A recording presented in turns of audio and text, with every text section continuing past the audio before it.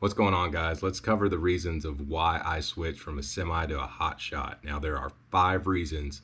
Let's start off at number 1, cost of operation. Now, this is a brief topic as I've already covered the big 4 heavy hitters that factor into this in another video. Let's break down the one thing that's cheaper in a semi than a hot shot. You ready? Nothing. Absolutely nothing. Moving on. Number 2, maintenance and repairs. Oil change and PM in a semi usually averages about $400 to $500, whereas in a hot shot, you're looking at $120 for an oil change. If you need fuel, filter serviced, and anything above that, you're tapping out about $315, $320. Or if you're in the enterprise program, all of that's free. Every bit of it. Free. Big difference. $500 to $600 every 3 months, $120 to $320 every month and a half, 2 months, or free. You pick. As far as maintenance goes, another big thing is tires. You're looking at $500 to $600 for a steer tire on a semi. You're looking at about $400 for a drive, 8 of those. You're looking at about $250 for 8 trailer tires a piece. These are all position specific, minus the trailer. You can get away with a few other things like that, retreads. You can throw the old steers to the trailer, things like that. But with a hot shot truck, you're looking at 4 tires. 6 tires in a dually. None of them are position specific. That's just 4 or 6 tires. $200 a piece, and that's a pretty good tire.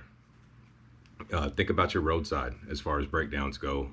Whenever you're in a semi, you're facing being stranded. You have to have someone come help you because you don't have a torque wrench, you don't have the impact, you don't have a jack. In most instances, to even start to do your own repairs on the side of the road, you have to have someone come help you out. That roadside bill for just 1 tire could typically, on a good day, run you probably $400 or $500, and that's a very cheap way out. You go ahead and add in the weekend. You go ahead and add in after hours. If you're running super singles, you might as well go ahead and throw in the cost of a wheel too if you're fully loaded. And that's not to mention everything that it breaks off whenever it does blow. Mud flap hangers, mud flaps, battery boxes, tool boxes, APU, you name it, whatever's in its way. And that's just tires. Let's run down the list. You've got PM, shocks, overhead, labor rates on a semi. You get the point. If you do decide to go through Enterprise for your rental, everything that I just covered is free, minus tires. You do have to pay for tires if it's your fault. If it's not a wear issue or a belt broke inside the, if it's not a specific issue with the tire, if you blew it, you're buying it. But what does that cost? Oh, also you've got a spare on you too. So count the roadside out. You just bought a tire, $200. Number 3, cost of equipment. A new semi is going to run you $140,000 to $160,000 all in. A 1-ton dually is going to cost you about $55,000 to $70,000, depending on what options you put on it. A new flatbed is going to be about $35,000 plus, and that's just a standard open deck. That's not counting anything open. That's not a step deck, especially not a Conestoga or anything else specialized, RGN, any of that. A new gooseneck is going to run you about $8,000 up for a non-CDL setup, 2 or 3 axle single wheel. It's going to be about $11,000 and up on a tandem dual wheel setup for a CDL hot shot. Your cargo control is going to run you about the same as far as your chains, straps, binders, everything like that goes, tarps, all of that. The biggest difference is you're going to want to run, because you're dealing with more weight, you're going to want to run with more equipment, especially chains and binders in a semi. Now, where are you going to store that? A lot of trailers do come with boxes on, but trust me, I've lived out of a box with that many chains before, and it's not a good day. So where are you going to store that? Now you got to buy a headache rack. That's only about a $1,500 basic and up accessory that you have to add onto your truck. And can you do it yourself? Sure. If you have a forklift, or if you can get liftgate service to your house, and then you have a few friends and a hoist to help you get it on your truck, or you're going to go ahead and be paying high labor rates for that too. Let's get into resale on that. I can take that 1-ton when I'm done with it and take it to any car dealership and trade it in for either another 1-ton truck that I want to continue doing this with, or I can trade it in on a personal vehicle. For a semi, unless you're buying another truck and using it as trade-in, good luck selling it. Moving on to number 4, supply and demand. Now, what exactly does that mean in this industry? Well, I'm going to break this down for you crystal clear. The majority of general freight semis feed the supply aspect. That's why you're always picking up from an industry or a stockyard and you're taking it to a warehouse or another stockyard, or you're just feeding the supply. Nothing you're really ever bringing, unless it's a job site, which comes with its own fun.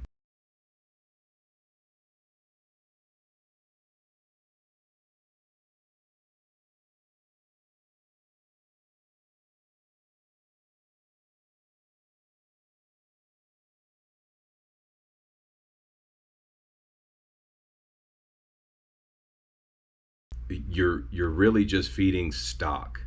Nothing's really urgent, nothing's really needed. That's why it appears that way whenever you pull up to a place and there's 12 trucks in front of you doing the same thing you're doing and you have to wait on them. In the hotshot aspect, you're feeding more so the demand side of supply and demand. And that shows in the loads that you pick up. From the time you pick them up to when you deliver them, that's needed. That's urgent. I mean, the whole hot shot stems from expedited anyway. And you'll see that in the places you go to where you pick it up. It's pretty fast. The process is pretty fast. On top of the fact you're only getting loaded with one or two things typically. And you'll see it on the other end too of the customer. You'll see appreciation. You'll get tips. You know, the semi world is wait. There's no rush. There's no sense of urgency, and there's no consideration for your time. And the funny thing about it is, when you look at the differences on what the semis are feeding supply, the hot shots are typically more so feeding demand. It's opposite on time. Now, usually you've got a very strict time frame to either pick up or deliver or both in the semi world. To the point to where if you can't meet that time frame, you have to reschedule, sometimes for an entirely different day. This isn't urgent. They don't need that.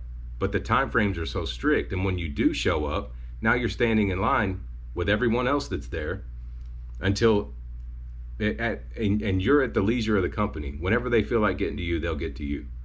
It's not urgent, yet the time frames make it seem like it is. Now on the hotshot side, you're usually asked, when can you get it there? When do you want to get it there? You can usually pick it. I always do a broad search on the load board, because typically if you find a load that picks up on a Wednesday and you call and say, hey, is it fine if I get there on Thursday? Can I pick this up Friday even? A lot of the times that'll be fine. The windows are they're a whole lot more flexible in the hotshot world.